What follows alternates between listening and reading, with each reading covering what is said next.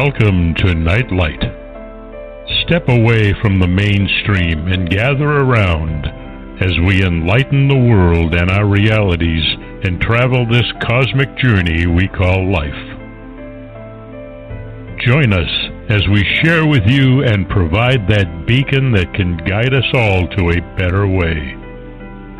Explore with us as we examine a metaphysical montage of spiritual insights, covering everything from the mundane to the magical, UFOs to unicorns, and everything in between. This is a time of awakening, of sharing and evolving, of spreading our wings and soaring on the cosmic breath of creation.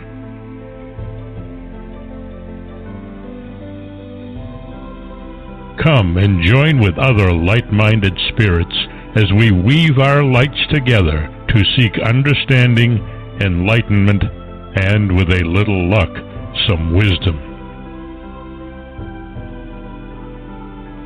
This is Nightlight, a reminder that you are never alone. And now, here is your host, the lovely, delightful, insightful, and all-around great gal, Ms. Barbara DeLong.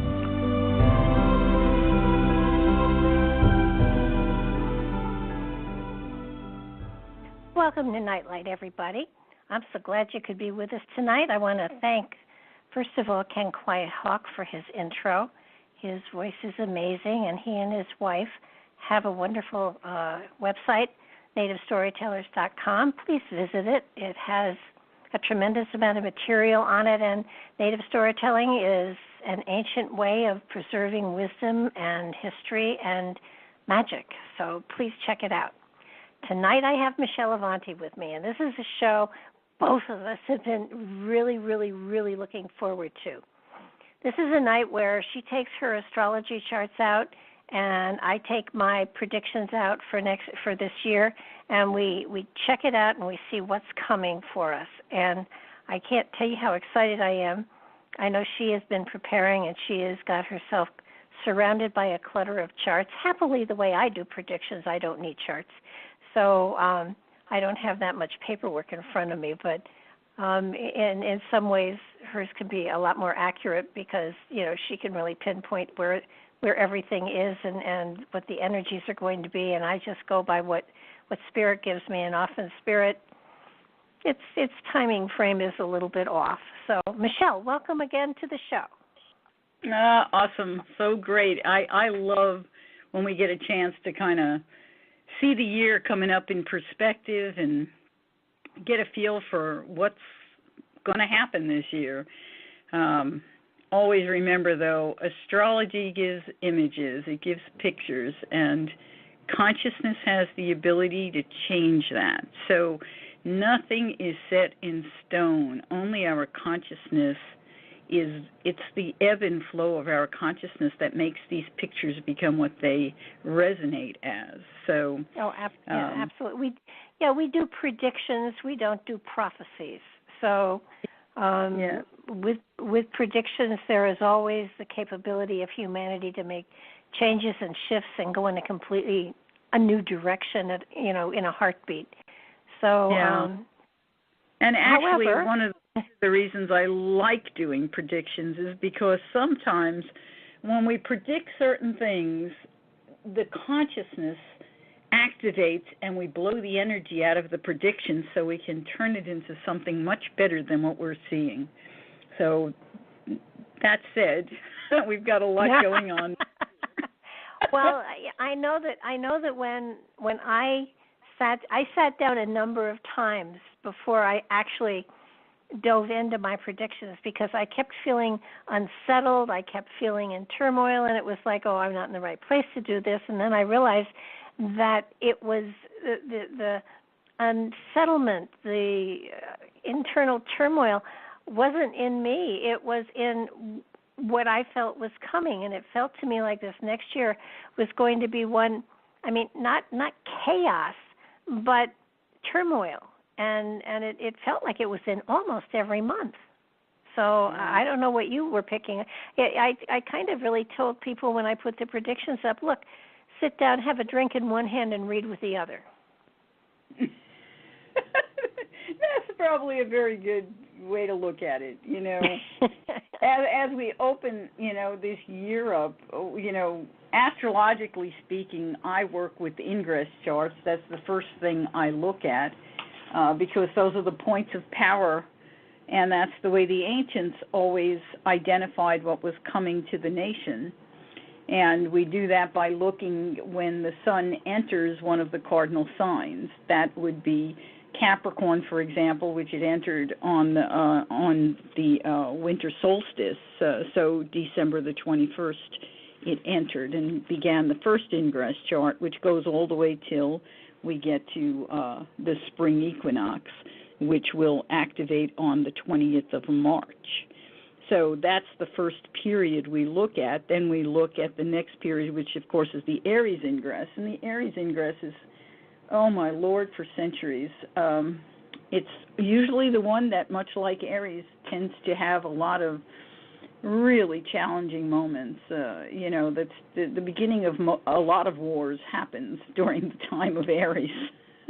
And, of course, Aries is ruled by Mars, and Mars is the god of war, so it's not terribly surprising. At the same time, it just seems to be historically a time where people begin wars. So that's, you know, it's just a bit of a challenging time. Then we come, of course, to the Cancer ingress, which starts on the 21st of June, and finally the Libra ingress, which we very rarely manage to get to during an hour or even 2 hours on a show. We'll see how far we get, but that starts, you know, September 23rd. But as we look at this year coming up, where we stand now, we're on the verge of having the lunar eclipse opening up, and it is a total lunar eclipse coming on the 20th of the month, 21st of the month, and isn't that a blood moon too? Yeah, that's what they say, which says, you know, the saying is that it intensifies everything by it being a blood moon. It makes it more powerful. And this one in particular, the moon, is activating a square to Mars, and that is a challenging statement. So it's not exact.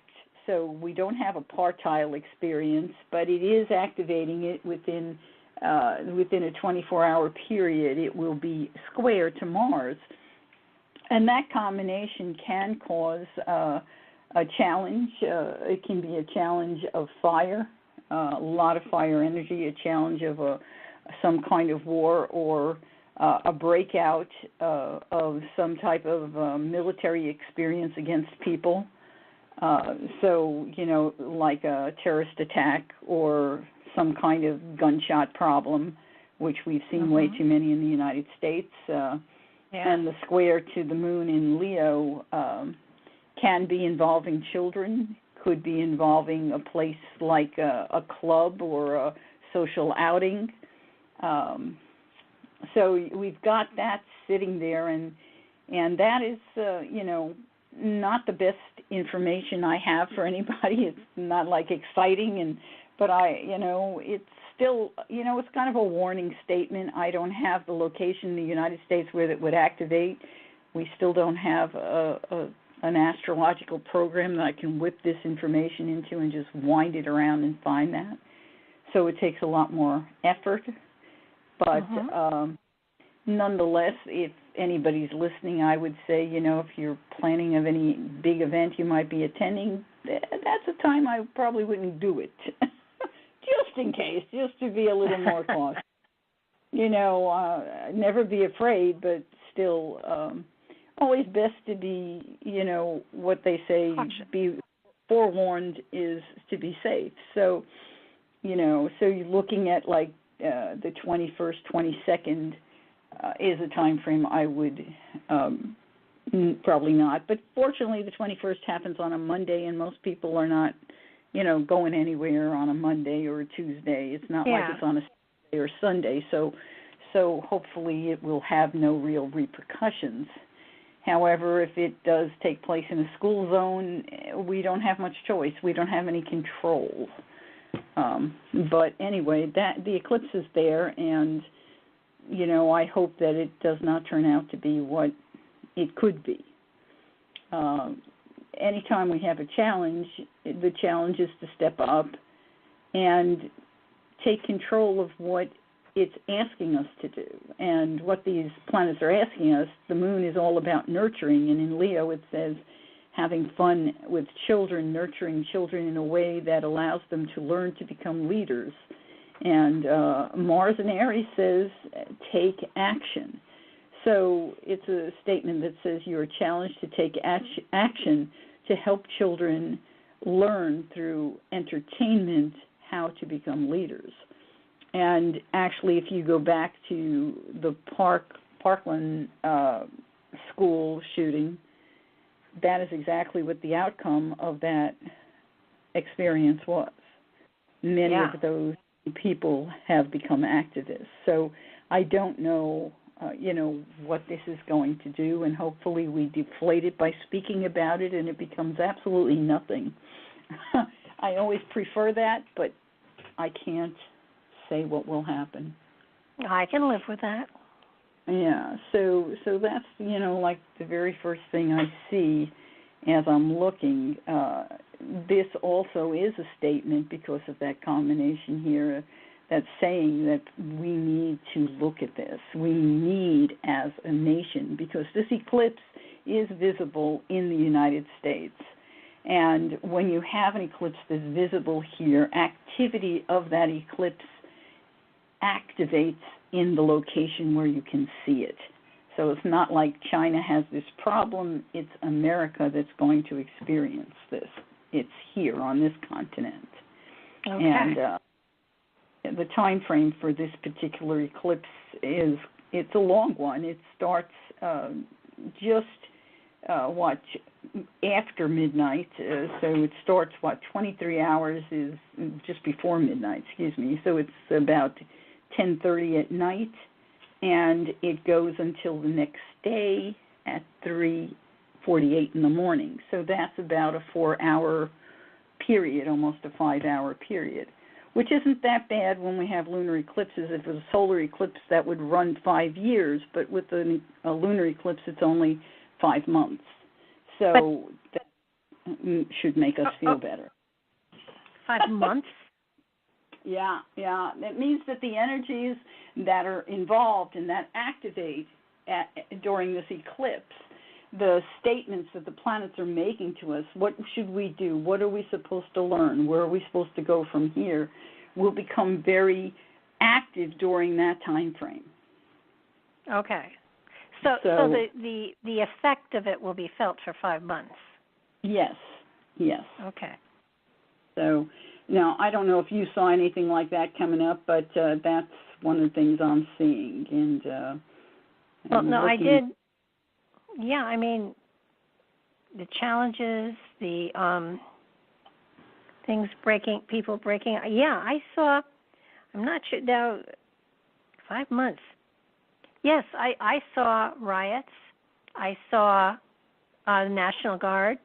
I saw, and it was more in the first half of the year than it was in the second half of the year. Mm-hmm. That would be through May. But I also saw physical things happening, like storms of greater intensity than ever before, and that means hurricanes, and that means blizzards, and that means, and I specifically saw earthquakes and volcanoes, and it was for this country. So I don't know if we've had a volcano erupting lately, but it felt like, and I saw a volcano erupting, but that could have been a symbol of an eruption of corruption. Oh, yeah, that's well, I have some things I'm going to get to that definitely include what you're referring to. I've got some rocking and rolling going on. There's no question about it. So. Oh, okay. let's see here. I wanted to bring one more thing up, but unfortunately my computer has said, no, we're not doing that. I want to pull up, there's another point in this chart, in this eclipse chart, that I want to see, and I don't have the eclipse chart on my computer screen, but I'm going to put it there in just here a second, because there is also a square on there, and that square is between Mars and Saturn, and it is a very exact square. It's 13 degrees. They're both 13 degrees, 13 being a very important number as well. 13 is the number of transformation. How will we transform? What are we doing to make change? So that square, depending on where it falls in the U.S. chart, which I did not do, but I'm trying to work it out so I can kind of at least see it for our location in Washington, D.C. So, but the square by itself is a statement of arms to challenge the government, arms to challenge the government. And that can be riots, but it could also be with that Mars in a fire sign. That Mars can be a firearm. So I don't know what threats there are against our administration or the Capitol, but that square can indicate that there would be something going on there. And that's something else that we'll just have to see what's going to happen. But you've got 13 to 13, and I do want to have it for New York here. I'd like to change the location, so let me see what I can do to do that. Because, well, I can do it in my brain, so we'll leave it at that. When we look at it here, the square seems to indicate that the activity will take place regarding the cabinet or banking institutions, a challenge to bankers or a challenge to, let's see, it could be a challenge even in a public way. It could be a challenge to things regarding the cabinet or the legal system. So there's something going on here, and that Mars energy has to do with relationships, so it could even involve something that's more specific, a specific person that they may be pointing at. But this also is coming, and it could be someone international. It's possible with this combination, but with what's going on in this country right now, it would not surprise me if it wasn't someone who was right here. So that's also in the picture. And on the other hand, it could be arson. It could be a fire set in a building. Or it could be something that happens as a result of an accident. It doesn't have to be arson. But it is forcing some form of transformation as a result of its activity happening. So that's also in this eclipse picture. Again, that could happen right around that time, or it could carry forward. Now, just yesterday, all of the planets were aligned. Does that have any influence on what's going on? When the planets, yesterday they were aligned, I've got to go look at what you're referring to, because people say things like that to me, and then I go look and I try to figure out what exactly they're saying. Well, I don't know what I'm talking about. I just know that they were all theoretically aligned, and I was wondering if that created any sort of an energetic that would affect us all. They might be aligned astronomically. They are not really aligned zodiacally. Okay. So that's why it confuses me sometimes. But I'm aware enough to know that those things happen. What we have going on that was aligned zodiacally was Mercury and Pluto. So we had, and it came right through that ninth house area. So there is a statement there that there were probably some explosive news reports, some things that literally pushed the envelope. that probably came out yesterday. That was, it's very powerful when you get Mercury right on top of Pluto and in the ninth house is going to push the envelope for news. And there may have been some explosions or some, if I remember correctly, I think some Americans were killed yesterday. Yes, they were. And that's probably part of what this is referring to. That is explosive news, some explosion that may have rocked the news. So that's pretty obvious. What's coming up this year and what's in action that so many people are curious about and wondering about is the fact, of course, Pluto's been in Capricorn, Saturn has entered Capricorn. Saturn will continue to move closer and closer to Pluto till it actually conjoins Pluto, which means it will be at exactly the same aspects, at exactly the same degree. It'll be partile January 20th next year, 2020. And that combination of Pluto and Saturn happens in a cycle that's about a 33-year or so cycle. And every time that cycle activates, this one, when they come together, it's the beginning of a long period of time that lasts about 33 to maybe 36 years, somewhere in there. And it usually defines what that period, in many ways, what that period is going to speak to. And Saturn, of course, is about justice. It's about discipline. It's about structures. It's about removal of any waste. It's about bringing things into an orderly, organized manner with integrity, with clarity, aligned with the law. So that's Saturn in Capricorn, and of course it's in rulership, so it's a very powerful statement. And Pluto is about completely transforming all of those things. It's about a transformation of government, of structures, of anything that has been long overdue for an overhaul.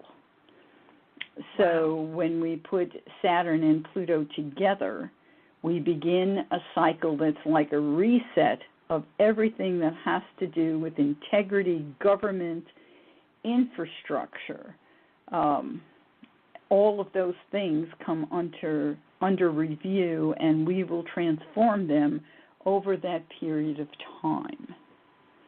So we are on the road to that experience.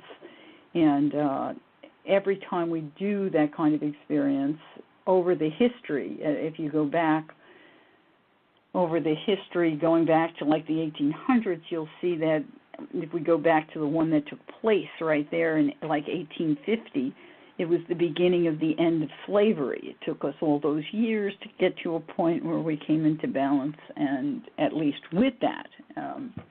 Here we're talking more about justice and law and order, and in our nation, when you go back to the point of slavery, we had lost.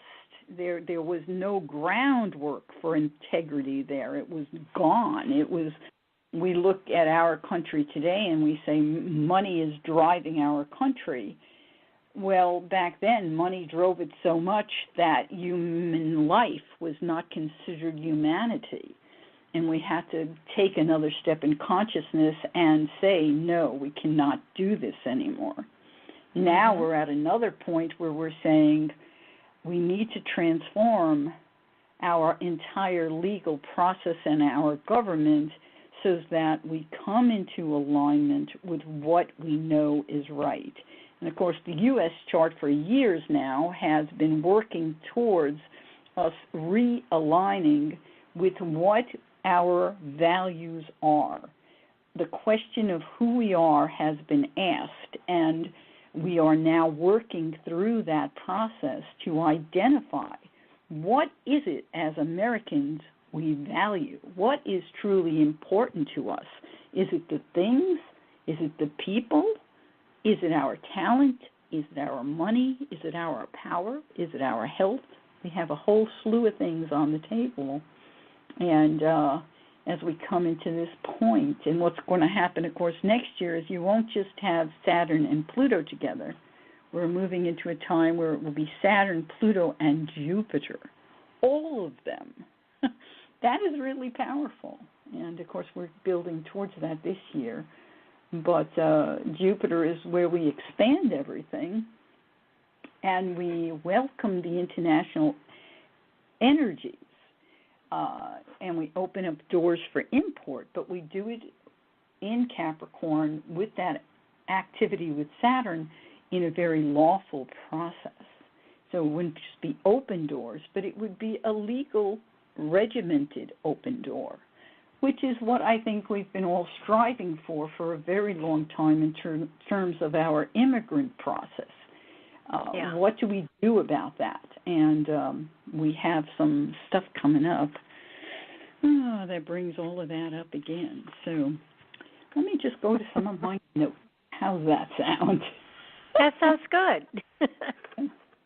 Well, in this ingress chart we're in right now, the Capricorn ingress that started the 21st of December and goes till March 20th, the statement of earthquakes exists. There's no question about it. We have Saturn right on the angle, and Saturn on the angle can bring a certain need, a certain change taking place that can be a little challenging. It's in a square. I think it's in a square. I thought I had it in a square to something. Actually, I don't. I have some support. So, question of earthquakes, I don't have it as severe as it could be here at this point. So I think we may have some things that rock and roll, but I don't see them as major. When we go to the Aries ingress, which starts on the 20th of March and goes till June 21st, we have a whole other picture. At that point, we have Neptune on the 7th house cusp, and we have Jupiter in the 4th house, and we have Mars in the 9th house in what we call a stressful or quincunx or inconjunct action. So here we have a combination that says we could have an earthquake that involves both the earth and fire. It can also be a transformation that involves our children, our investments. There is volatility to the stock market. There is also anything that has to do with our 5th house. So the things that we love can come to a point where they must be transformed. But I think more importantly, we look at legal matters regarding children as being one of the issues that is on the table during this time. We have Uranus and Chiron and the Sun. The Sun in these charts always represents the ruler of the country, whether it's a king or a president. The person who's the head of the country is represented here by the Sun. And during this period in time, the president may experience some real sudden, unexpected difficulties with his cabinet, with monetary resources, with the way he shares resources, and he may also find that these things come about as a result of his own aggressive or selfish nature. This is a statement of a wound to the nation that needs to be resolved. Issues of aggressiveness that we see in this president, whether it's through his communication process or his attitude towards others, or also the element of selfishness, is a reflection of a wound that exists in the fabric of the nation. And this period of time, there will be an activation of that, bringing it forward, making it seen, making it plain. What does it mean to the president himself? We'll have to wait and kind of see. If we look at a fixed star involved here, not a fixed star, but an Arabic part, the president is in a zone that does not look good. There is a statement of a death to the president. It could be a death to the presidency. And it doesn't necessarily mean a physical death. It could be a resignation. It could be an end to the presidency as we know it. There's a lot of different ways that can be looked at. But when you have an Arabic part involved in a very close proximity like that, it is a statement that is being made, and it's clearly being made. So what it means, we usually have to wait to find out because it will be revealed. But it is not, if I were in the ear of the president, I would say this is a period of time where finding your humility would be wise, because in that transformative process, you may avoid this entirely, because that transformative process can be with what this Arabic part is saying. It can be a death to the of nature. So there are always ways, if we're aware, to use these transits or activations to work on our state of consciousness, which is really what all the planets, points, and parts are asking us. So, but, he doesn't give me a lot of hope on that level, but, our past sometimes tells us all that our future will be. We always look for something more, though. So also during this period in time, we have very interesting, Mars is 23 degrees, Eris, who is what we call the warrior goddess, she's at 23 degrees. The South Node and North Node are 23, Jupiter's at 23, and Pluto is almost 23. It's within a few minutes of being 23, 9 minutes, okay? So that combination is huge.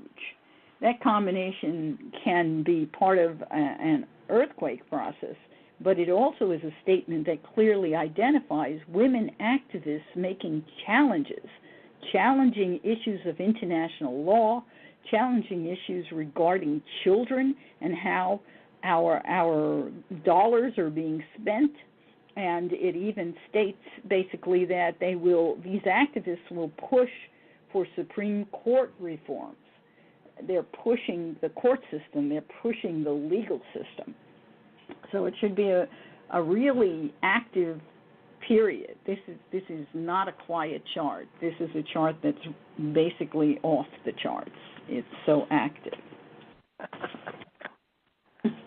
Well, yeah, that's the feeling. That's why I tell people to have a drink in their hand, or a Diet Coke or something. Just this is not my usual Pollyanna type stuff. This is hardcore stuff. Yeah, and all those 23 is all working. Mars rules the stock market. Venus is involved with the stock market in terms of the money. Pluto and Saturn are both sitting in the house of investments, which is the stock market, and in this chart, Saturn rules the stock market. So this combination says the stress is unbelievable, but yet there are still opportunity. When the stock market drops, people have lots of opportunity to make money by buying then, but selling before it drops. But, no, I saw a crash. I saw a stock market crash. Yeah, it would not surprise me. I mean, this period, because the nodes are in place, and they're basically saying, what have you set in motion? We are here to bring the past to the future and step it up. And they're basically telling us that issues regarding the international marketplace are going to be a major struggle for the stock market. So that's a very, it's a volatile combination. It is not, and women, issues regarding women and monetary money spent on war, somehow that challenges this as well. And so that's also there. And then there's the semisextile to Jupiter. And again, this comes back to international tariffs or trade agreements, situations that involve import, export, and the stock market. So this is rocking and rolling, no question about it. When I look at this, there's also some key dates that will be coming up, and I will say something also that is not terrible bad. It's pretty good. During this time frame, there is money available. So when I look at this chart, I can tell you that the chance that the issues that are going on now with employment with the federal workers, they have been resolved because Venus is sextile to Jupiter, which says there is a flow of money into the employment marketplace. There is a flow of money to the home industry. So that is, to me, that seems to be saying that this thing we're going through right now will be done. The period of time we're in, there are events that will be taking place. This chart, the Aries chart, begins on the 20th of March, and before the 20th of March, we have Mercury going retrograde on the 5th, and it will also, right after that, when it will cross into the next ingress when it finally goes direct. But it's interesting to note that when it goes retrograde on the 5th, it goes retrograde at a 29-degree, a critical mark, the 29-degree mark, 38 minutes of Pisces. And I just want to pull that chart because I know I ran it, and I want, here it is. I have it right in the front. Good for me. So on March the 5th, when Mercury goes retrograde, and I have this, actually I have this on President Trump's chart, so I have some reason for doing it there, or I wouldn't have put it there. So I will go to him for just a moment. Because when Mercury stations retrograde, anytime a planet stations retrograde, just for those who are not familiar with what even that means, we call a planet retrograde when, as a result of where we are in our orbit around the sun, we appear to pass another planet, and therefore that planet appears to be going backwards. And so this is a period of time, it happens about 3 times a year, where the planet Earth moves in its odd orbit past Mercury. And so during those periods of time, Mercury is the planet of communication, and a lot of the time communication is misunderstood. And this is where I always recommend to my clients, make sure you ask all the questions. If you're buying something, get everything in writing. Don't just shake hands about it. You know, if you're getting a warranty and they say, oh, yeah, it's covered for 2 years, if it isn't in writing, you're not getting that warranty. So make sure everything is in writing and you've gone over it. And protect yourself. And there are ways to use those retrogrades actually to your benefit. But as we take a look at this, where Mercury is retrograde at 29 degrees, this is a period of time where so many things are active in this president's chart. In the sky, Venus will be 29 degrees, and it will be making a direct square to Pluto at 29 degrees. Mercury will be 29 degrees. So, and the president's own chart, he has a lot of things at the 23, 25, 22 degree mark. So the 29 doesn't specifically activate in his chart except for his Chiron. So activation for him, there are things that are going to take place. He's got so much Pluto-Saturn activation during this year, it's not going to be easy for him no matter how you look at it. It's going to be really a challenging year, and how he gets through it, I'm not sure. So when I look at Mercury retrograde on the U.S. chart, the United States of America's chart, the one that I use for those who are astrologers, I use Penfield's chart. and that has the Scorpio rising, which I think is very appropriate for the United States of America. When Mercury stations retrograde, we have direct activation of our progressed Venus, and Uranus will be also on top of progressed Venus. Venus in the U.S. chart has to do with relationships, and it always also has to do with money, and it has to do with karma.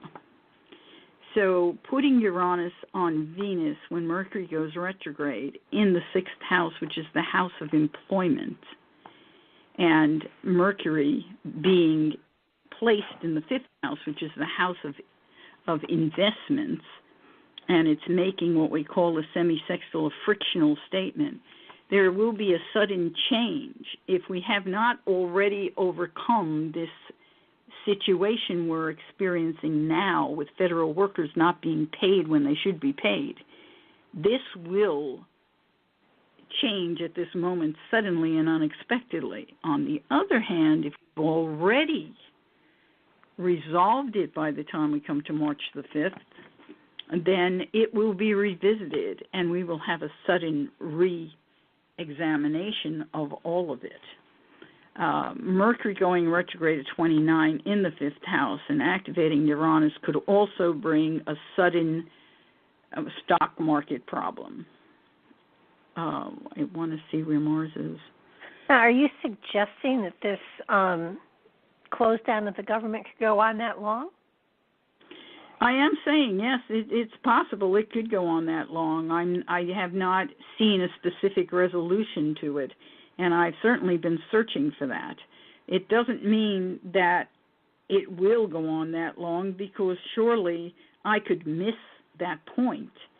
But there are so many actions in our chart here at that 29-degree point that this date has some major repercussions. Pluto in the U.S. chart, its progressed Pluto is 29 degrees of Capricorn. We have Pluto in the sky and Saturn in the sky moving towards that Pluto, which I've mentioned probably over the years more than once, because it's what we call a Pluto return that we're about to have for the United States of America. And it comes through the 3rd house and it rules the 1st.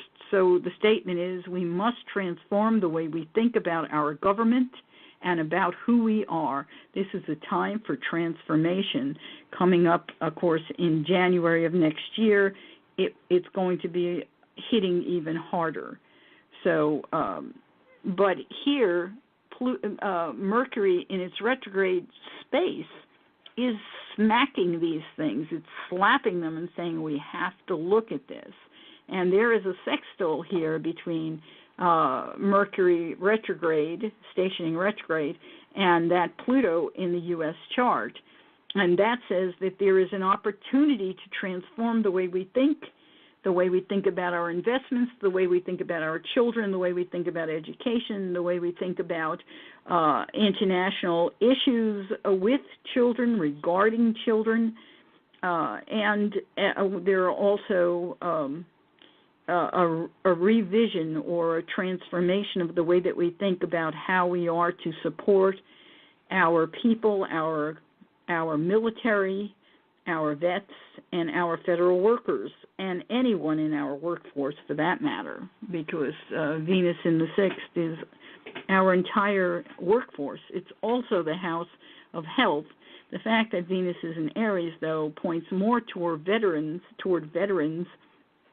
or those that may be in the forefront, as in the case of our federal workers right now.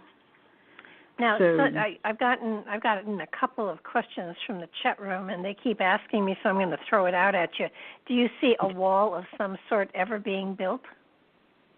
Oh, that is a fascinating question. And I need to think hard on considering that.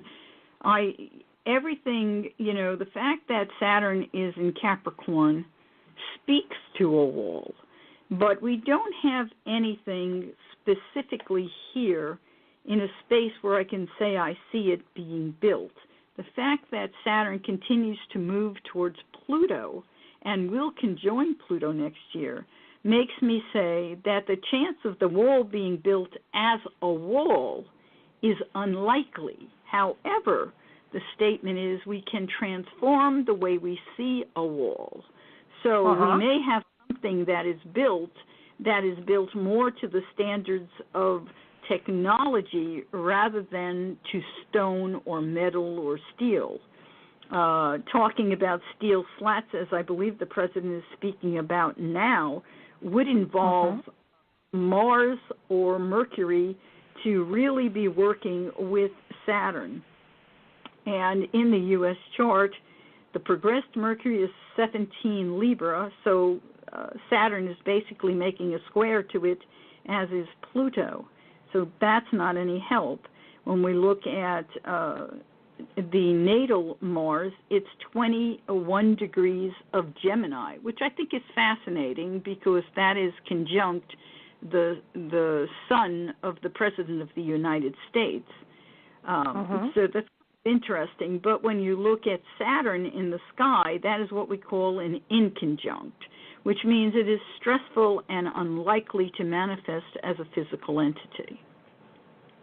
Well, I mean, they're not looking at, for a solid wall across the entire border. I mean, there are different things that are required in different places. So it wouldn't be an absolute wall that runs the whole length of it. It would be a wall where it's appropriate. It would be, other things in other places.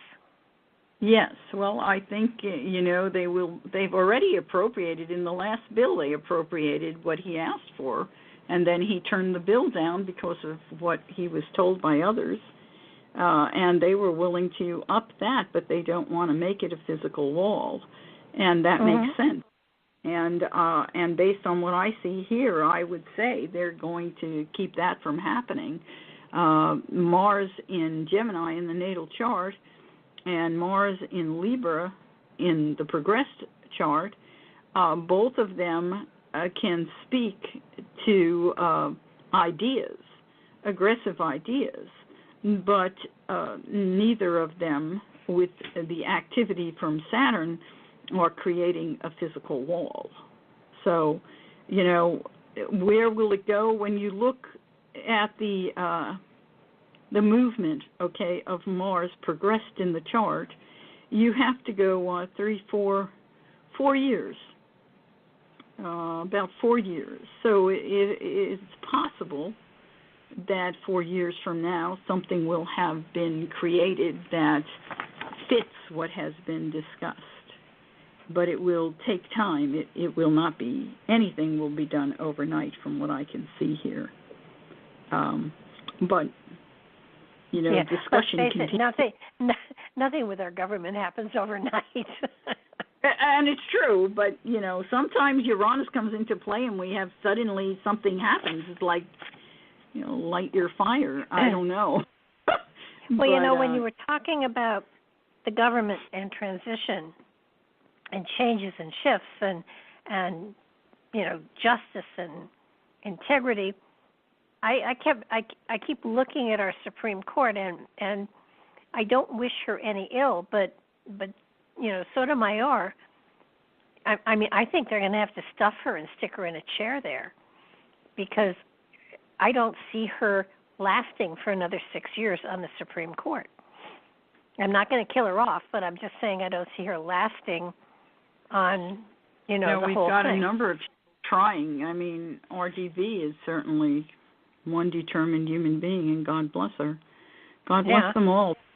These people are giving what should be the time of your life, the last part, your retirement time should be at least to enjoy your life, and they're serving our nation, and I celebrate every one of them for their kind service. I said the wrong name. It's Ruth Bader Ginsburg, but you knew who I was talking about, right? I didn't think you meant Sotomayor, but that's the RGB. Yeah, Ruth Bader Ginsburg. She's a magnificent person. She has been driven since she was born. I'd love to do her chart because her chart has got to be a chart that has the strongest heiress of any chart. She's got an heiress. She has to have an heiress like Joan of Arc. Her push for women's rights has been her birthright. She has come in with that. Yeah. So, yeah. So, yeah, I don't know. You know, Spirit has a directive that I don't see. Kind of have to go with it, and we have to just ask that whoever goes on to our Supreme Court, that they have wisdom and they really do follow the Constitution and that they don't sway from it for any reason. That's all we can do. You know? Absolutely. Yeah. So, you know, and looking at the U.S. chart in terms of, you know, the Supreme Court is actually ruled by the sun in this chart. And the Supreme Court, interestingly enough, of course, 13 Cancer is the sun of the United States. And right now, what we've had that's happened is we've passed the beautiful trine. We still have some backlash to it. In other words, there's a little bit of illumination still there, but the progressed sun has moved past it. And in the sky, the 13-degree mark, the only one who has a 13-degree mark right now is Mars, and Mars will fleet on. It will move rapidly. Everybody else is, you know, pretty much moving in a much later part of the signs. So Mars is supporting the Supreme Court right now. And that Mars support will assure probably that Mr. Barr becomes a Supreme Court justice because it is giving tremendous support. So, wait a minute, Barr, a Supreme Court justice? Isn't he the one that they're confirming? Oh, they're confirming him for director. Sorry, I take that back. So they're confirming him for director, and this could also apply to that because Mars can have to do with someone who, with this ninth house action. The sun in the United States chart is in the ninth house, and the ninth house does not rule the Supreme Court, but it rules all of the Justice Department. It rules all of the legal department. So that's works for him as well. If they were going to work with someone who would be a justice, that could also work. So I saw him being confirmed too. I don't, you know, they'll not make it easy, but it does feel as though he'll get approval. Yeah, I don't see anything that would stop him with the Mars there. It's so close, you know, it's so close. So So that Mercury retrograde is coming up, and that's going to be a significant statement. We'll have to watch and see how it manifests. When we go a little bit further forward, we come to April 10th, and now we've moved into the Aries ingress chart. And on April 10th, Jupiter will station retrograde. Anytime a planet stations, it leaves a mark, and that's why I like to look at these, and I like to see how they're active on the U.S. chart as well as, you know, what's going on in the Aries ingress. And I did talk about Jupiter in the Aries ingress because it's in a quincunx action to Mars. And that quincunx action to Mars, well, it's also making a quincunx action, trine, to Eris, and it's also making a semisextile to Pluto and the south node, as well as the in conjunct to the north node. This can say, of course, earthquakes and major earthquakes. It could talk of fire and transformation. It could also talk of problems with the stock market and any investments we have as a nation. But in addition to all of that, when we look at it on the U.S. chart, we look to see how else could it be defined. And Jupiter falls into, as it goes retrograde, it falls into the second house of the United States. And as it does that, it makes a quincunx to Mercury in the ninth house of the United States. And Mercury, not only in this house, of course, it's emphasizing all of the legal, the Justice Department, but it is also ruling the House of the Cabinet. And this action is a quincunx. So when it's stationing, it's activating what we call a quincunx to Mercury. through the second house. So this says there is stress in the marketplace. There is stress with import-export. There is stress with legal issues. There is stress that can hit a breaking point even with the GDP as a result of import-export or international treaties or international contracts. So we've got a number of statements, but then we add one more to that, and that is that Mercury rules the 11th house, which is the house of international organizations in a mundane chart, and this could bring in some real problems with NATO or the United Nations or any other major group that I may be missing. So those things are on the table during that period in time, especially when it goes retrograde, which is around the 10th. It will go retrograde on the 10th, so around the 10th, you can see actions like that. Additionally, in that retrograde motion, Jupiter is making a square to Neptune. So there are challenges for anyone to really understand or know what the truth about these international organizations may be, challenge to reveal what secrets may be there or what the truth of who they are is. It's a challenge to not be believing things that are not true. So that's on the table, and as Jupiter goes retrograde, Mercury will be at that 22 to 23 mark, which is almost exactly within 15 minutes or so of our natal Neptune in the U.S. chart. So there is a struggle in the marketplace because of this. So again, we have issues with the market, the stock market. There is a struggle going on because of the issues about truth about these international organizations. So if the United States government is ready to make a decision to literally pull out of NATO or the UN or any other major international treaty, because it could be an international treaty that I'm not aware of, there's going to cause a struggle in the marketplace as well. So that's also active during this period in time. There are so many. That was the same period where, I believe there is a dark state as well, and it's during that time frame that I see the dark state coming more to the fore, and a lot of the facades, a lot of the false fronts they have set up begin to crumble, so that the general public becomes aware that who we have thought were in control of things truly were not. So I think there's a real shattering of our trust in the government coming up. Yeah, I think it's a good thing. I see trines in here too that tell me, the statement here, Pluto is also making a trine to Neptune and moving towards the progressed Neptune of the U.S. chart, and is coming through the third house of communication. And so there's a statement here that there is a doorway opening up for us to see or to transform the way we see and transform the way we know. And, of course, anytime we involve Jupiter, and, of course, when it goes retrograde, we're involving, obviously, Jupiter, and it makes any kind of square, it literally opens up the door. It's like Jupiter says, okay, we've had this covered up underground for a long time. Now here we go. Now everybody can look at it. Here it is. I'm going to magnify it. I'm going to bring it up. You're going to all see it. And invariably it will be on the Internet. It will be in the newspapers. It will be everywhere.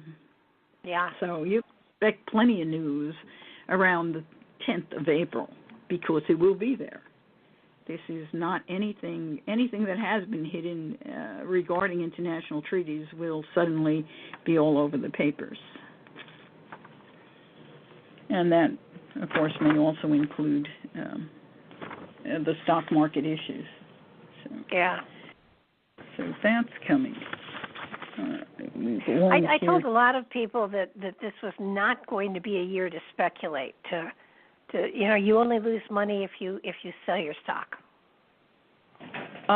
Yeah. I never been allowed to do anything with the stock market, so I'm not anyone to speak to it. But, you know, a natal chart, if you're a person who does invest, have someone look at your natal chart who's a good astrologer, because they can tell you if your investments are secure or they're not. They can tell you what areas are best for you to invest in if you haven't figured that out already, because your chart really speaks to those things. It explains it. So yeah, well, I have always told people that if you're going to invest in the stock market, take money you don't care if you lose and play with it. Yeah, well, that is wise for any form of investment there is, because it should be discretionary income, you know. Absolutely. You know, I'm at a point in my life where I've done a lot of work with gamblers over the years. I lived in Vegas, so I've been hired by gamblers at different times to do different things, and I have helped gamblers make money, and I've worked with people whose charts are good for gambling, and I've also looked at other people's charts who've said, well, what about me? And I go, yeah, no, I don't think so. So, you know, I had one client who, for years, because she had really a wonderful gambler's chart, I could absolutely pinpoint days every August that she would make money. And this is a person who she would go in on those days, and she'd come home and call me, and she'd say, well, I made $35,000 today. And I'd go, I only wish I had a chart like that. Yeah. I don't. And you couldn't get me to squeeze a quarter out of my hand to put in the slot machine, because I won't do it. No, it in my mind, it's flushing it down the toilet. So. Yeah. But that's just me, and I've never been one to win anything. So, you know, if I were lucky, and if I, you know, won things and scratch offs and stuff like that, then I would say, well, let me look at this and see if there really is something going in my favor. But I have never seen anything like that in my chart, or I've never had a feeling of anything like this. I just don't go there. Yeah. Now, I'm very lucky, actually. I've won things in so many places in so many ways over my lifetime. It's absolutely fascinating. But I don't really have a gambler drive. You know, I drop my business card in somewhere and they call me and say, oh, you won a sewing machine. I go, oh, great. You know, I win things. It's just, you know, kind of off the cuff. But I did do, I mean, when you understand the research as an astrologer for individual charts for luck or gambling, it's very specific. The timing is so specific. Most people don't understand. You have 15-minute slots, literally, that can be lucky. And if they're surrounded by negative slots, it might not be as lucky as you think. And most people, if you have a drive to be any kind of gambler, you don't know how to stop. So you can make the money in that 15-minute slot, and then you just keep putting it back in instead of taking it all and putting it in your pocket and maybe, you know, keeping the $1 that you started with, and you could play with that. But you're going to lose it all again. So, you know, it really works to the benefit of the casino or the gambling organization, whatever it is, because people are only lucky in small pockets. I have, in my life of doing charts for people, doing gamblers' information, I've only seen very rarely where a person actually has a whole hour and a half where they are lucky. That is so rare. I mean, if you have it, take advantage of it, but it's very rare. I might find it once in a 4-year period. That's how rare. Wow. Okay. Anyway, yeah, most people don't know about that, but anyway, having done work with gamblers.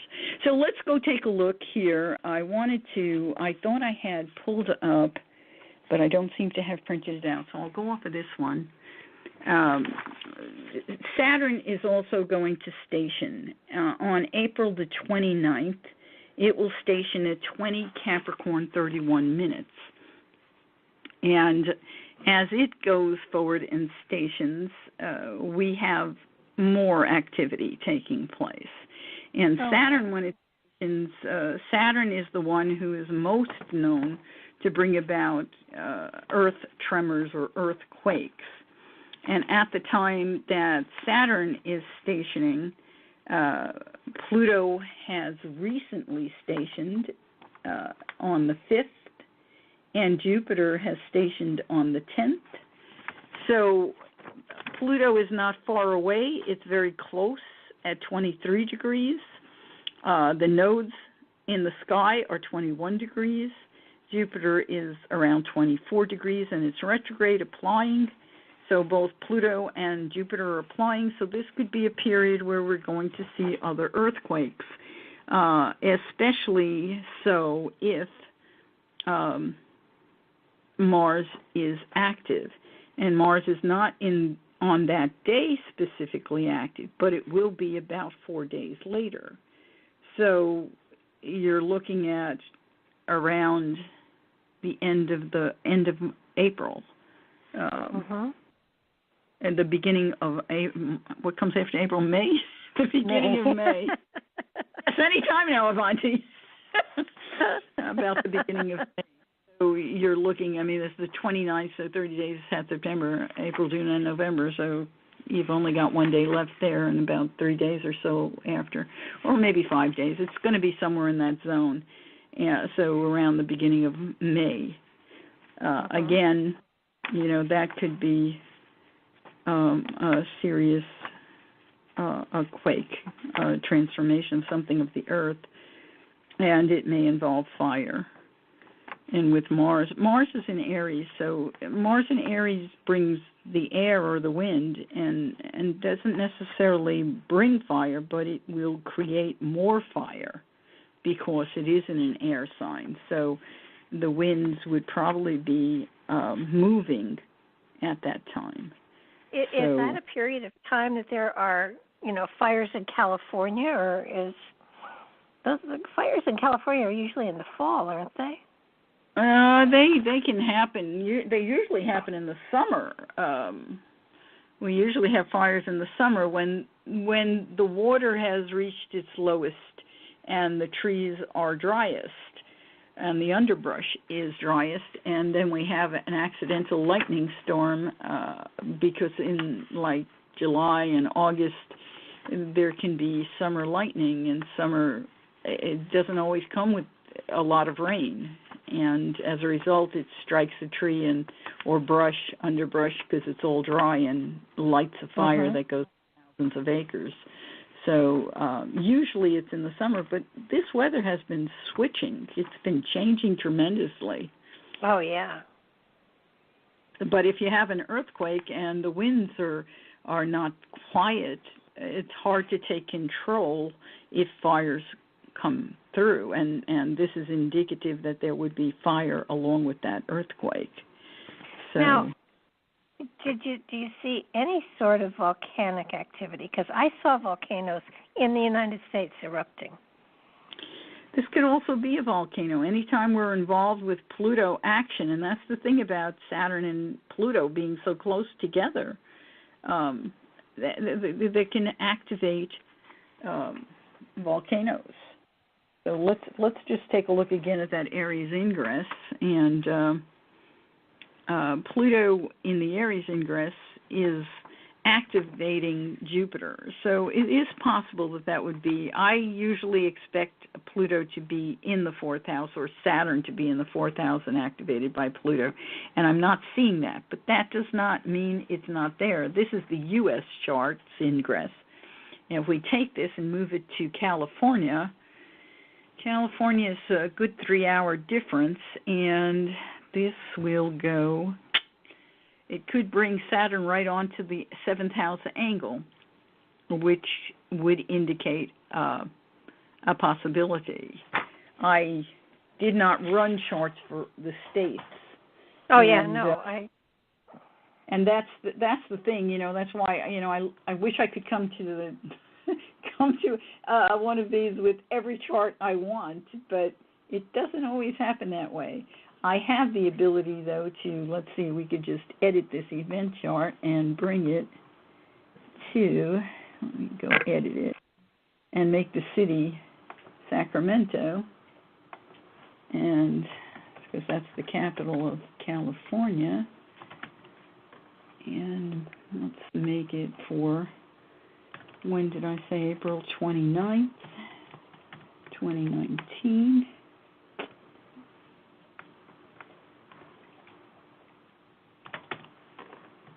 And let's go take a look at that and run it into a dynamic. So here, if we move it to California, to Sacramento, on April 20th, fortunately, it does not put Saturn in that position. It doesn't bring it to the angle. It brings it up, but not all the way there, probably because Sacramento is probably higher latitude. At any rate, but it do something else. It puts Uranus right at the midheaven. And we should look at this for the ingress, because the ingress may have a different picture. And ingress is March 20th.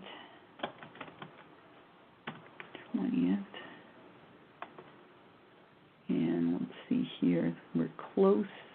I have to bring it forward a few hours. There we go. That's pretty close right there. I have to get it almost exact to get the angles exactly where we need them. So looking at that, we get Mars at the midheaven, and that's a horse of a different color. When you have, I'd bring it exact. When you bring Mars and Uranus to the midheaven, now you have the ability to have sudden issues that may have to do with the Earth, which could have to do with fire. Now, when I get it right to 00, which is the exact point it needs to be, we have Uranus right at the midheaven. Go, baby. There it is. Sorry, takes a minute or two to get the chart where you want it. But here it is. Uranus is right at the midheaven. The midheaven is 28 Aries 14 and Uranus at 0 degrees Taurus. So it's right at the midheaven. And we don't have anyone in the fourth house. Venus rules it. Saturn and Pluto in the sixth, and they're in a grand trine to Mars. So doesn't look like this is going to be a major earthquake event, although the statement at 0 degrees says if we get someone else who comes to that mark during this ingress, we could end up with something. It's just that everything seems to be so unstable for this next year. Well, Uranus at the midheaven makes everything unstable, and it doesn't make California sitting pretty. Especially in Taurus, Uranus in Taurus says shaking of the earth, sudden unexpected experiences with the earth, sudden lightning for the earth.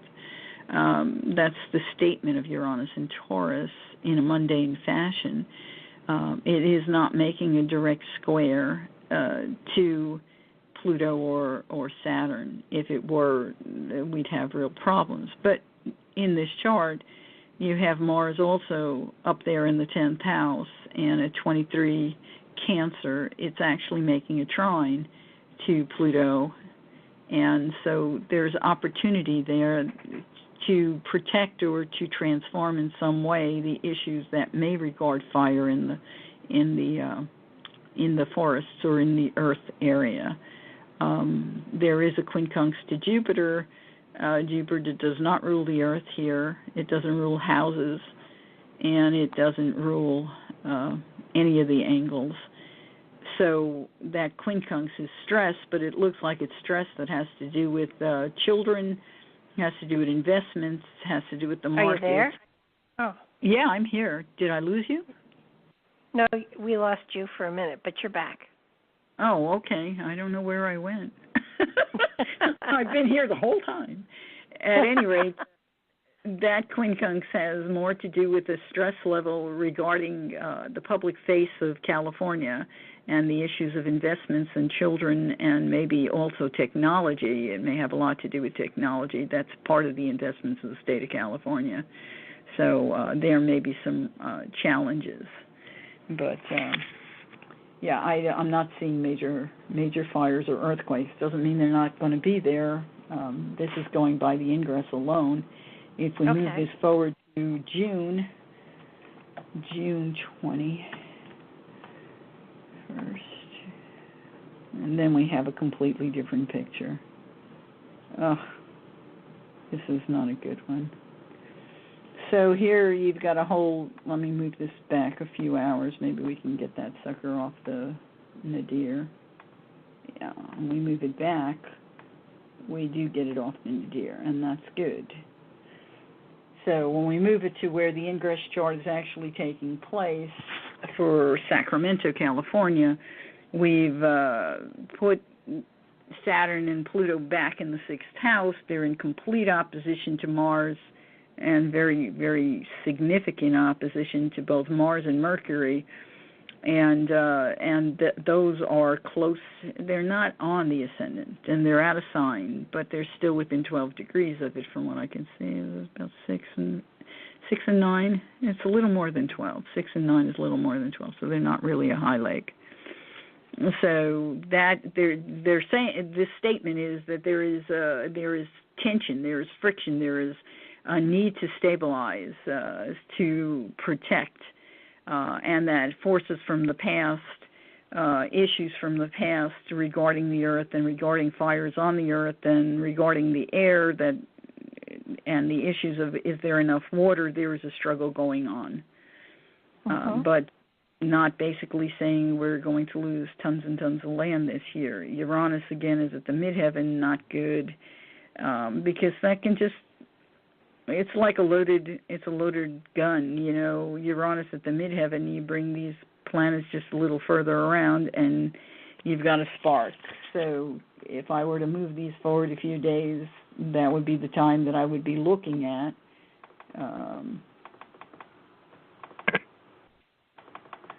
And yeah, fortunately, it takes a while for that to manifest. So when we have them in that position where they're at the nadir, which is the 4th house, because for those who don't know that word, that would be around the 4th of September, all the way to the 4th of September. And I don't know that will be an absolute challenge, but at that point in time, Uranus is basically beginning to really make a square to Saturn. Saturn's in retrograde. Uranus is at 6 degrees. Saturn's at 14, so it's starting to apply. But I know Uranus is about to turn around, because it's going to turn around in September. I don't remember the exact day it turns around. Here it is. No, it's coming up. I know it turns around, I believe, in September, unless it's the very beginning of October. But when it stations direct, that's when there could be a real problem. The day that Uranus stations wherever it is, again, that's another issue. It's another stationing issue. And it goes, I don't think it goes back further than 2 degrees. There it is at 2 degrees. And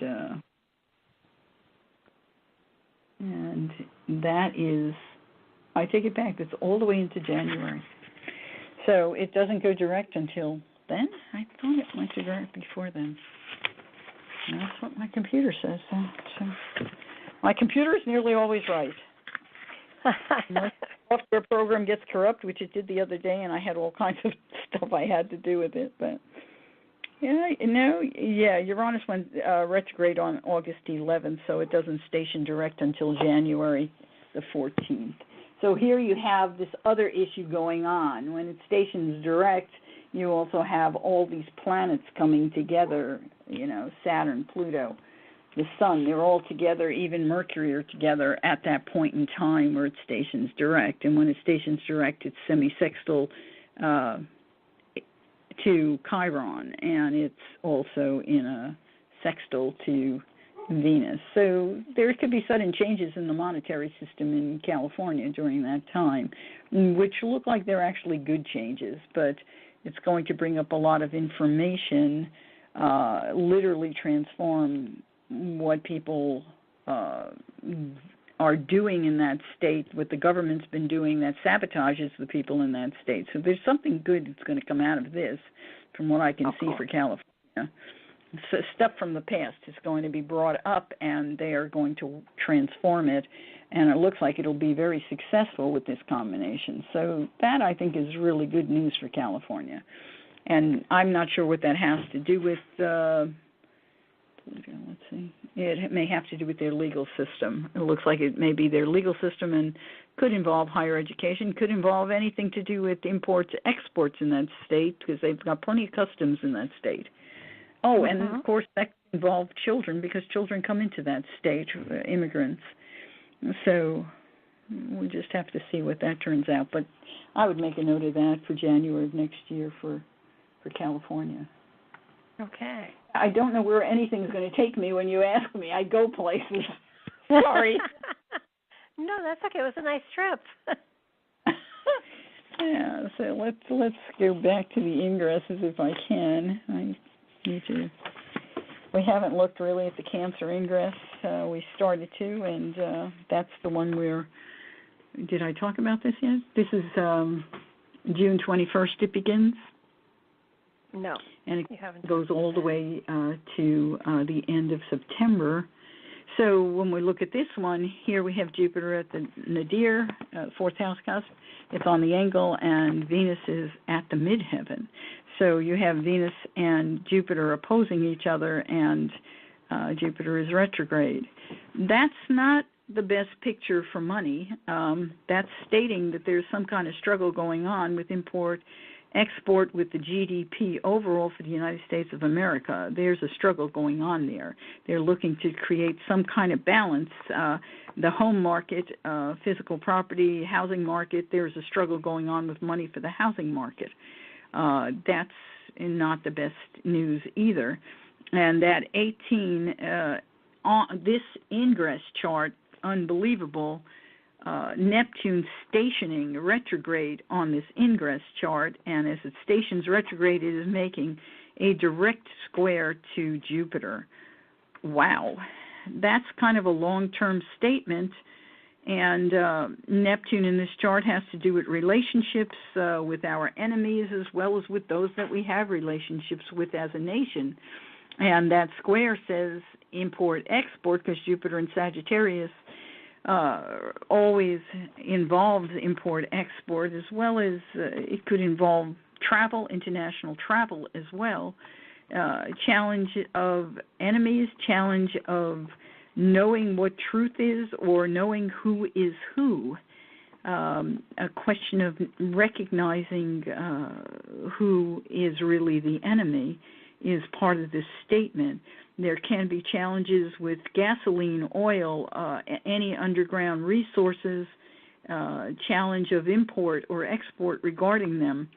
In our case, I think we export gas, natural gas, and we import oil. So challenges may be reflected there and will be noticeable. And money, I would probably take a gander that the price of oil is going to go up, and our ability to import is challenged, and people at home are finding it challenging to travel, and that may increase the cost of airline travel as well. So, if you're going to buy tickets for Christmas, you may want to consider buying them before this ingress chart. I don't know if you can or not. I don't know how far in advance you can buy your airline tickets, but pretty far, I think. Yeah, I would consider buying them before this ingress chart, because then you get locked in and they can't raise the price on you. But just the pragmatic person I am, I think of these things. But a good thought. Yeah, that T-square is that is a challenging T-square, especially with the fact that Neptune is stationing at that time. Can also be a challenge of water, could be flooding of our land. Definitely Neptune in Pisces is in a square stationing is an inundation of water, which could cause a blackout of electrical power, blackout of the internet, or it could also cause some challenges to anything that has to do, again, with import-export, too much water. This this is not a good one. Looking to see if we have anybody else. Saturn is also activating at this time, and it is, along with the South Node, it's at 18 degrees, also retrograde, so it's making a semi-sextile to Jupiter.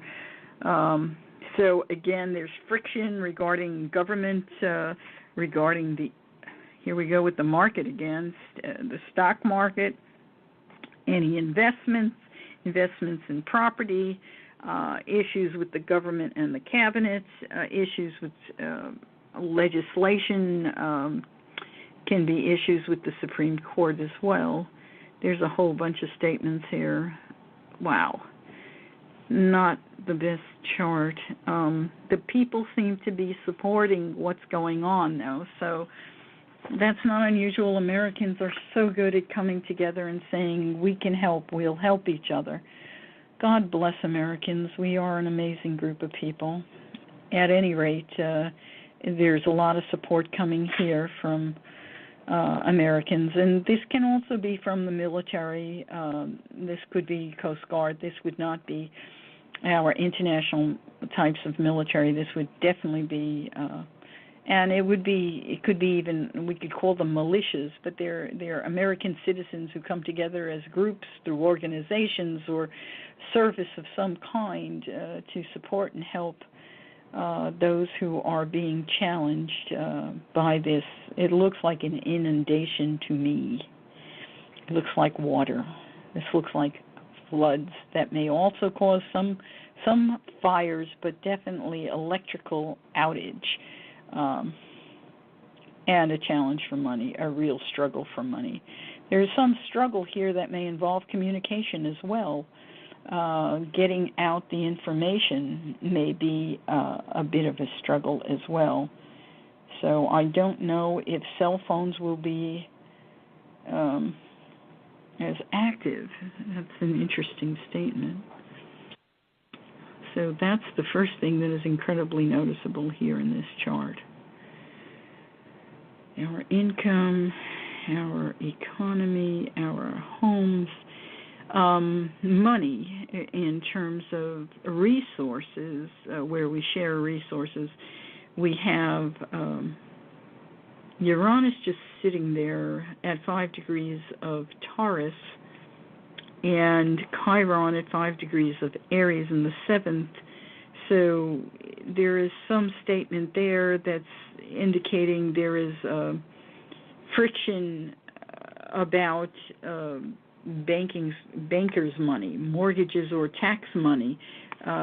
We are not perhaps getting the relief that we expect from the government, where our taxes have gone in, but we're not getting them back out in an efficient way. There is wounds there. There's a wounding of our relationships with insurance companies or tax relief or whatever comes through mortgage relief.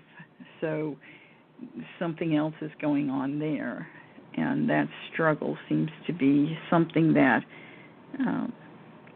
I want to say it comes from having been there even before. It doesn't look like it's a brand new struggle. Now, Eris is also active in this chart, very, very, very active. It is challenging everybody. It is challenging the stock market and money to transform. And Eris, of course, is women who are active. And coming through the 8th house is women gathering their own resources.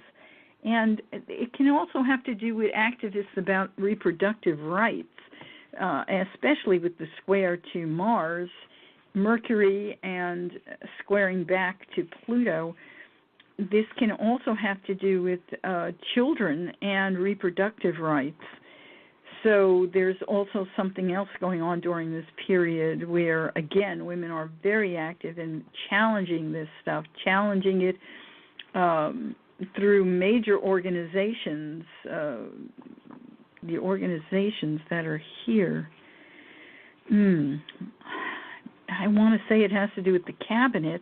It could have to do with taxes again, where maybe they're trying to keep taxes from being used for reproductive rights or for Planned Parenthood or something, because that square is powerful and it's asking for transformation. Additionally, it can be a challenge to the Supreme Court because it's a square to Mercury directly, and activists seem to be challenging the Supreme Court in this area. So I don't know what fight is going to be taking place here, but it's a big fight, and it will be noticeable. And that's oh yeah, no, I got no doubt about that. Yeah, I don't know if you came up with any of that, but boy, that's pretty darn obvious. It could be taking place not just locally here in the United States. It could be hitting some major organizations. I don't know what the UN has to do with any of this, or if they're Doctors Without Borders, or I don't know. But I mean, international organizations could be activated here as well. So just not to preclude anything. Well, among other things, I saw natural disasters here. Mm-hmm. I saw us. I would say in need of international help. Yeah. So I don't know if what I was seeing was a major hurricane or a major storm, or I don't know what I was seeing, but I do know that it's almost as though even some of our states' borders are going to change. Well, that's an interesting statement you brought up, because this combination that we talked about when we first started of the Pluto-Saturn cycle that's becoming activated in 2020, that is known to change borders. That cycle is known to activate in a way, especially in Capricorn like that, change borders. It could change borders, yes, and it would not be surprising. It'd be a major transformation of the contiguous borders of the United States could change. So, yeah. So it would not surprise me. This is a pretty major inundation of water from what I can see. And the fact that Neptune is stationing in an ingress chart, just to let people know how unusual that would be. In a year, you get four days within at specific minutes where we have an ingress chart. Only 4 days out of 365. And and of that, we have in an entire year, we may have stationings. Will include Mercury, which has the most stationing, okay? But a planet like Neptune will station twice maybe in a year, 2 times. Pluto 2 times, Uranus 2 times, Saturn 2 times, Jupiter 2 times. Mercury's the only one who has 6 stationings, and they do every year. And sometimes Venus does, and sometimes Mars does, but they're not stationing this year at all. They will not change direction this year. So out of this year, you have 2, 4, 6, 8, 10, 12, 14, 16 days when there is a stationing. 16 out of 365. And out of that 365, you only have 4 days where there are ingresses. So it is very, very rare. Oh. So when and then to have it land on an angle, again, there's 360 degrees in a circle. You only have 4 angles. So gotcha. It's very rare, and that's a statement the planets are clearly making. So something big is going on here. Yeah. And it's interesting, too, where is the president in all of this? What is the president doing in all of this? Is it the same president? We don't know for sure. We certainly have some major problems with the presidency in this ingress chart that's coming up. which is in the end of March and throughout April and such. April is being an incredible month with, what do we have in April? We have 3 planets stationing in April. 3. That's insane. Yeah, you've got Pluto stationing, Jupiter stationing, and Saturn stationing all in April. And that's the firecracker month to begin with. Yeah, I mean it's First shot of the revolution was in that month. First shot of the Civil War was in that month. Well, you could go on and on. Just look up April 19th, Google it. You'll see how many things have been started on April 19th. It's absolutely crazy, and that's just one day out of all of April. Yeah, no, it you know, the more I looked at it, the more I kept saying to myself, holy cow, you know, what's happening? What's going on here? It blew me away because I kept saying, this is like, you know, a revolution going on here. Well, I believe it is a revolution. Revolution is the word that goes with Pluto. It's the word that goes with Uranus. Uranus is revolution for freedom. Pluto is revolution. That is a transformative experience. But we're going through major transformation, and it is a kind of revolution. In this chart, what I found interesting was when I looked to see, this is the chart, in the Cancer chart, the one that I said there's an inundation, which is between June 21st and September 23rd, excuse me. So in this chart, I was looking, where is the president in all of this? And it's interesting. The Arabic parts tell us that the president is having an opportunity here for sudden advancement, but is he going to go forward with it? He seems to, at the same time, he is in a place we call, it's a parallel activity with the fixed star Hamel. And Hamel is in the horns of the bull, which is the Taurus bull, but it's like an Aries energy because Hamel is an aggressive. It's the aggressive horns, and to be in opposition to the part of fortune called sudden advancement, it will require bringing all of that into balance. And the question is, will he do it, or whomever is president, will they do it? So, but it's like Spirit is saying, you have an opportunity here. Do you want to take advantage? If you are too hard too aggressive, you probably will lose. On the other hand, the sun at this point in time is also a little wide orb, but it's conjunct Betelgeuse. So there's an opportunity for a win-win going on here. So it'll be interesting to watch and see what happens during this period. Definitely. I hope everybody's taking notes here. Happily, this show will be in archive, so you can go back and listen to it. But you know, there's just so much going on. And I've been trying to take notes. I've run out of places to write now. Well, another thing that's concerning in this chart is where Neptune, of course, is stationing, it's also conjunct the fixed part of sickness.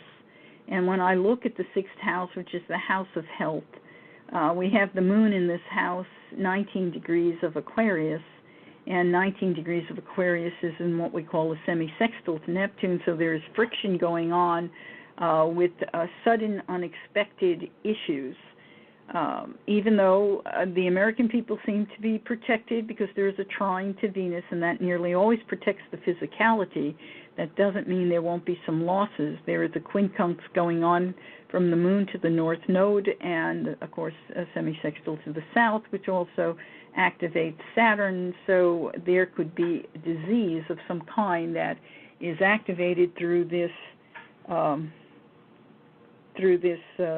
transit, this ingress, and it would be something that might be in the nerves, hurt or challenge the nervous system. It may be coming through the air, it could be coming through the water, It could be a release of gas from the earth. So all of those things are possible, and so again, that's another thing that seems to be here. The majority of people seem to be protected because something here is being done, but still there is an issue of disease or sickness during this period. Yeah. Well, and there are all kinds of sickness, too. I mean, there's mental, and there's emotional, and there's physical, so... Yeah. Well, with Aquarius, a lot of the time it has to do with nerves. And nerves can be anxiety, it can be emotional, it can be shock. Nerves also can have to do with something activating through gas, especially with Neptune being involved here. Neptune can involve water, but it can also involve gases. It's anything that's underground coming up. And with Saturn in Capricorn making a struggle with Mars, there is fire, there is gas, there is stuff coming up from the ground. What about all the fracking that is going on? Could this be the release of some of that kind of energy? Oh my God, I don't know. It could be. Fracking, man, I'd like to have a chart on the origination of fracking, but I don't have one. But yeah, sure. I mean, when you're talking gases being released, I mean, that's, the fracking is causing, in some ways, some, I believe, earthquakes or destabilization. Yeah.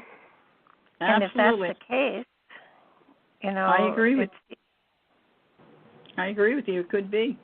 I mean, there could also just be a gas explosion. I mean, we had one last year in the Northeast. You were not far from it. It was in Massachusetts, wasn't it, in Boston? And there was an explosion of a whole bunch of houses exploded because of the gas line. Oh yeah. Yeah, that's fire as a result of gas, and wow. And of course there could be water pipes that explode as a result of gas, which causes inundation. There's a whole lot of things. I mean, the worst statement with the moon in Aquarius can be electrocution, and which, if you have water and gas and fire and electricity loose, electrocution can take place. It's a combination. Oh, sure. Yeah, so I mean that's the worst picture you could put on the plate, which I like to stay away from. I'm an Aquarius. I've had my finger in the socket before, and it's not a good experience. No, it's not. I was attached to the wall for probably a minute and a half. Oh, wow. This is very scary. I made it, though. I didn't lose any hair. Clearly you're still with us, but yeah, no, I was very young when I did it. Probably 12 or something. I managed to brush up against one of those wires that they have for the animals to keep them in their pens and stuff. Oh, an electric wire. Oh, I've been on an electric fence. Did not know that it was turned on, and found out the hard way, and it hurt. Oh Lord, you only brushed up against it. I stuck my face on it. I set my chin on it. I was taking a photograph, and I nearly had a heart attack when I did. Oh my God. Oh God, yeah. I've done some weird things. Need I say not one of the smartest things I think you've done? Yeah, definitely not. I was very absorbed in taking a picture back when I was in college going for photographic illustration. Wow. Yeah. Not wise. No, well, we do those things.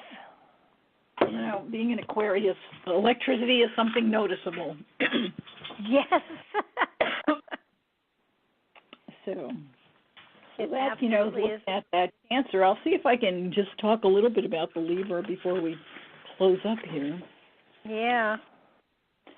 I'm sure I have it. These things are all very fascinating. And absolutely.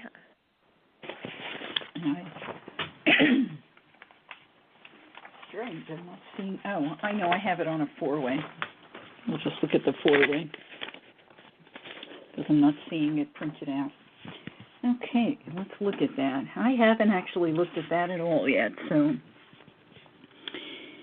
and the good news is that we don't have anybody right on the nadir or the ascendant or the descendant. We have Uranus still in the ninth and still close. When you look at all the charts for the year, because I put them all on one sheet, 3 of these charts, 3. So from all the way from March the 20th through December 21st of this year, Saturn, Pluto, and the South Node are all in the 5th house. Wow.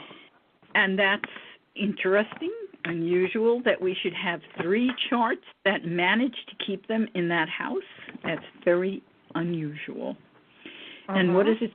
It tells me that the issues regarding the stock market, investments, children, could also be the socializing places like Facebook and laws involving socializing situations, more about the laws involving them than the Facebook itself. But all of those things are going to be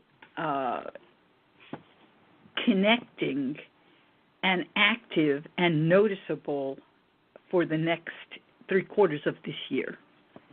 Wow. There will be an emphasis on them. At times, they will be truly in a struggle. The majority of the time, we have some kind of opposition taking place, so there is a balancing act and a struggle. The biggest challenges seem to be coming from women activists and the issue of, I want to say, legal issues and challenges that have to do with areas regarding international issues, international organizations, and shared resources that can be coming from government taxes, insurance, or something connected to the cabinet. So that is a very strong statement in these charts. The most challenging time for it is in the Cancer ingress, which goes from June 21st to September 23rd, and then the last one, which is September 23rd to December 21st, also has a lot of challenges. The challenges in the Libra ingress, which is the one that starts September 23rd, are major challenges to the stock market and to money. Major. This, you said you saw a crash. This is where the crash would be. There is big challenges going on here. Wow. This is a big one. You have in the second house, you have Mars. You do have the sun there. You have Mars, the sun, Venus, and Mercury. Venus and Mercury are in a square. Mercury is ruling the house of money, the GDP, our incomes, the income of the United States of America, the money that flows through the stock market, and it is directly squared by Saturn, as is Venus. They are squared from Saturn, the South Node, and at a wide degree, Pluto. And they're also squared through the 11th house by the Moon. And the Moon is in rulership here. So this is very interesting. So the Moon nearly always represents the people of the nation, not the government, but the people. And in Cancer, it represents the people, their land, their real property, their homes, and it can represent nationalism. And this is a statement that says challenging the people, their land, and their need in terms of a national outlook is challenged by money or is challenging money. Is it challenging the stock market? It can be doing that. The stock market can also be challenging it. It's calling for some kind of balance in terms of international socializing and the homeland. I'd put Google in here and Facebook and anything else that internationally works the social element. There is a struggle with where the laws are and how we are in control of our homes, our privacy, the way we look at ourselves and our nation. And we're challenged in terms of how we speak about it and how we handle the money involved with it. So there's a lot going on here. These challenges can involve not just the stock market, but how we move money through the internet, through social organizations. I mean, you can buy stuff through Facebook now, and certainly through Google. So when you look at these social networks, they are also money platforms. And there is something going on here that says we are challenged internationally by these social platforms. Our money, our markets are challenged by them. So a lot of stuff coming to the table here. There are a gazillion little quincunxes in this chart, too, and quincunxes are super stressed. They are not fun. In our personal charts, they cause disease if you have too many of them and you work it. There is a quincunx between Mercury and the midheaven, and the midheaven refers to how we're seen publicly, as well as it is kind of an entrance to the house of the Supreme Court. And so it appears that we are looking for some justice to be done. We are stressed by the need for the Supreme Court to respond or take action. So we're making some form of communication here. We are stressed in terms of our international connections through social platforms with money, and we're looking for some kind of response from the Supreme Court to create some form of justice in this area. So that's also going on here. And there is a quincunx to the midheaven from Jupiter at the end of the fourth house. And Jupiter, of course, is in this chart. Actually, it rules the house of investments and the house of socializing. And it is in Sag, which is the internet and international events, international imports and exports, and international travel. And that quincunx is also saying we are having a problem here. We are stressed over the way we are seen publicly, the way our news is being transmitted, or the news that we are receiving. And we are stressed over the issues regarding our physical property in terms of how things are being handled internationally. So this is interesting.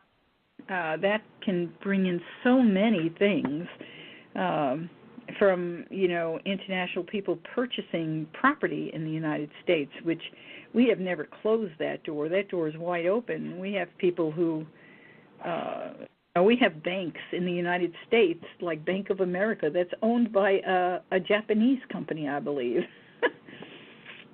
Most Americans don't know how many international groups own major things that we use here in the United States and think are ours. They're not. Oh, yeah. So some interesting statements. There is a grand trine also in this. It's kind of a wide orb and not so clearly posted. It's more through points, and it's Eris, the warrior goddess. She is actively connecting the issues of the socializing platform, which in Eris's case may have more to do with children, and she's in an international position, and she is activating the American people to open the door to educate and become aware and to take action regarding international children. Well, I mean, the element of taking care of children has certainly been in the news lately, but Yeah. I find it fascinating that the children come up here quite often. Mm. And To Connecticut? Or you mean to the United States? To the United States. I just got to ask that question. It's a long walk to Connecticut. Yes, it is. No, they're not invading, but the issues about children, taking care of children, protecting children, making sure children are taken care of. I mean, it seems to have been a theme. Yeah. And I don't know if we haven't done every year so far, so it's hard to tell, but I kind of get the feeling that we're being asked to take a look at how we govern, how we live, everything in our lives, and in many cases change a lot of it. Well, that's it. We're in a reset. We've got quite a few years where in the U.S. chart we are being asked to reevaluate what is valuable to us. Who are we? And that Pluto activity, the Pluto return. And the Pluto return is the statement that usually kills a government. When you look at the collapse of governments, they'll say they usually collapse about 200 years. That is a Pluto transit that's taking place in that zone, and as it activates, some governments can't survive. Ours will. Ours is built on Betelgeuse. Benjamin Franklin was an astrologer, and the chart is actively connected to Betelgeuse. Betelgeuse will not allow this country to dissolve. It won't happen. Will it transform? Yes. Our values, are they out of whack? I think they have gone way off the edge. And sometimes we have to go way off the edge to pull ourselves back. I mean, how many people do you know who've said, I just don't recognize America? Well, if you don't recognize it, it's because we've lost our way and we've lost our values. And what the American chart is asking us to do is to redefine them. Define what America means to you. And we have to do this as a nation. And when each of us individually come to that conclusion, we help raise the consciousness collectively so we move in that direction. And the young people today are recognizing the lack of integrity that exists, and they are pushing for that integrity to be reevaluated and hopefully to be installed as a whole new element. We've always had issues of a lack of integrity going on, but for many years, we've pushed it underground. Well, we're not doing that now. We're bringing it up and looking at it and saying, oh, my God. So it's up to us to make that change and make integrity part of our system instead of allowing one caste of people to run this government, which is what we've been doing. But look at what's happening. Look at who is in the Congress today. We've made a shift. So we're going to keep shifting. Looks like we're shifting in the right direction. The last thing I want to say about this also, shift. Where we've had this issue with shift Eris. Facts, you've got a minute. Okay, well, where Eris is the warrior goddess, okay, in the first, second, and third charts for the year, she is in a T-square, so she's challenged. But in the last one, she has a grand trine, which says the door opens for her to get her way. Oh, cool. So that's kind of cool. And that's with that, that's a nice way to end it. I want to thank you so much. This has been such fun and so educational and informative. I've got 5 pages of notes, and it's going to be fun to watch things as they evolve and see how your phrases interpret into what the reality becomes. So thank you, Michele, and good night. Good night.